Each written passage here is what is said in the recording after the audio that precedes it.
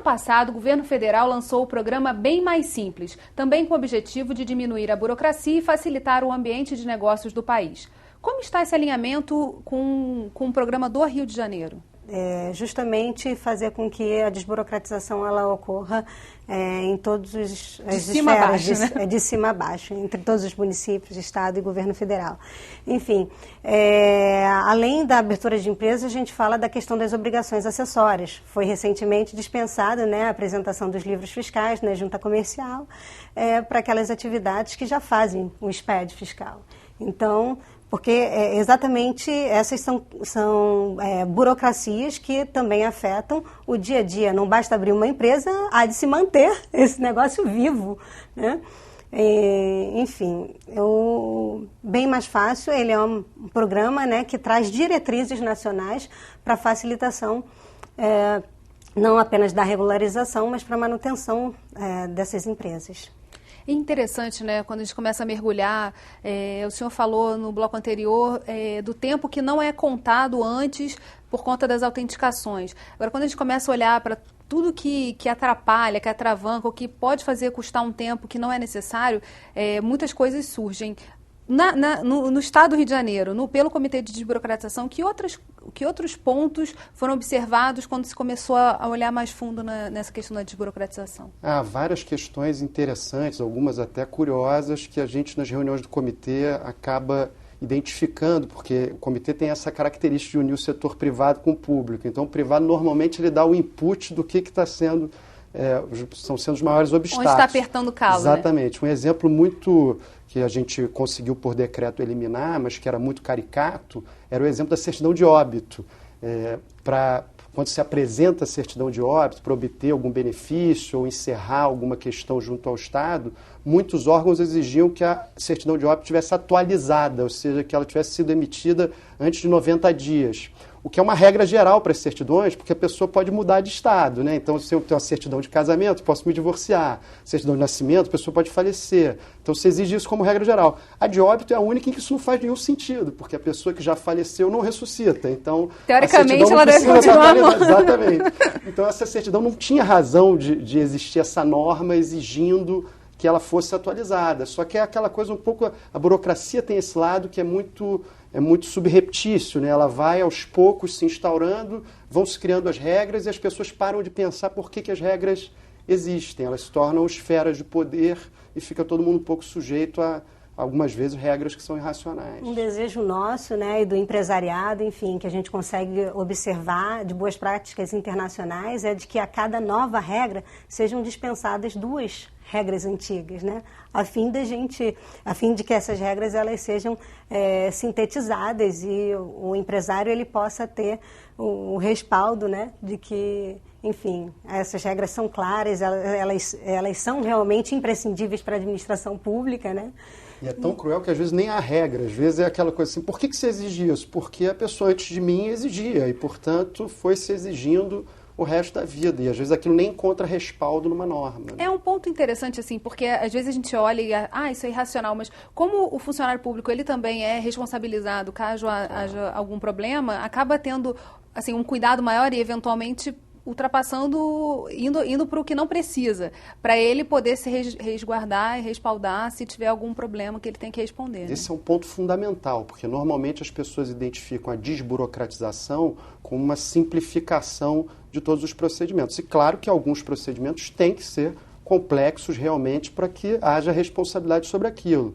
Então, na verdade, por exemplo, quando a gente fala do Corpo de Bombeiros, o Corpo de Bombeiros talvez não tenha pessoal para fiscalizar dessa maneira rigorosa todos os negócios. Daí a ideia da autovistoria.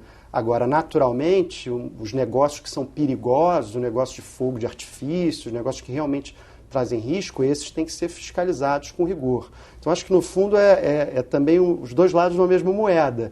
A gente tem mais simplificação para os casos de baixo risco, mas a gente também tem que ter mais rigor para os casos que não são de baixo risco, que realmente podem gerar responsabilidade. E a gente está falando de responsabilização e também de uma segurança maior para quem está do outro lado do balcão, né? Que é o funcionário público que está ali tendo que lidar com a quantidade de processos diários. E para o cidadão de modo geral, né? Porque se ocorre algum problema num estabelecimento desse, isso pode gerar, claro, vítimas, pode gerar outros tipos de problema. Agora, em relação à legislação, né, nesse processo de desburocratização, provavelmente alguma coisa vai bater não na regulamentação feita pelo Estado, mas na legislação que tem que ser aprovada na Assembleia Legislativa. Já há algum ponto sendo observado nessa questão, levando em consideração que estamos numa casa legislativa, na TV Alerj?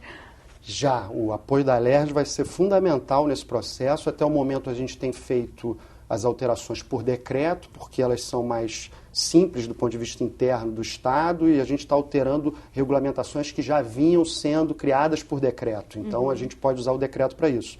Mas a gente chega numa etapa agora de reformas que estão previstas para esse ano, por exemplo, na vigilância sanitária, licenciamento ambiental, né, são reformas que exigem a participação da Assembleia Legislativa, seja porque isso já está regulado numa lei e, portanto, só uma nova lei pode alterar isso, seja porque é importante essa participação ser democrática, ser feita com os representantes do povo, para que a gente tenha uma discussão efetiva.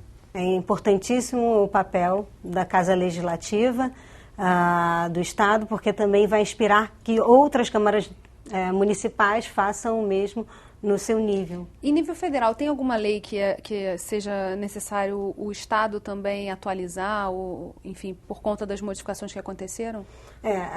A lei geral da micro e pequena empresa, ela já foi, de uma certa forma, regulamentada aqui por diversos instrumentos, né? Mas essa lei ela é permanentemente atualizada. Atualmente no Congresso existe uma lei que modifica a lei de 2006.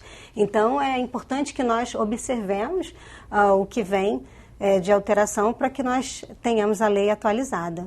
Em relação a endereços, a gente falou aqui tanto de informatização, de acesso. Qual o site hoje que o cidadão pode procurar para ter mais informações sobre o programa Descomplique, sobre o Comitê de Desburocratização e o próprio SEBRAE também para o atendimento?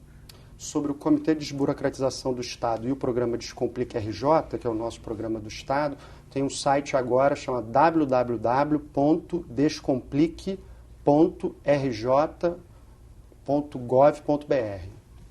E o SEBRAE? As pessoas podem buscar no site do SEBRAE, www.sebraerj.com.br, e também no site da Junta Comercial, enfim, o site da Junta Comercial, www.juserja.rj.gov.br. Lá ele tem informações sobre o regime, que está na Rede Nacional de Simplificação, assim como informações no próprio portal do empreendedor, www.portaldoempreendedor.gov.br.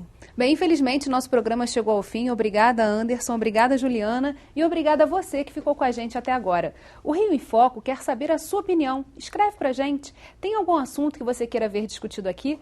Agora nosso e-mail mudou. Envie sua sugestão para rioinfoco@alerj.rj.gov.br ou para o nosso WhatsApp 989904709. E se você gostou desse programa, pode assisti-lo novamente no site www.querodiscutiromeuestado.rj.gov.br ou pelo www.tvalerj.tv. TV Alerj, o canal do povo fluminense. Até a próxima.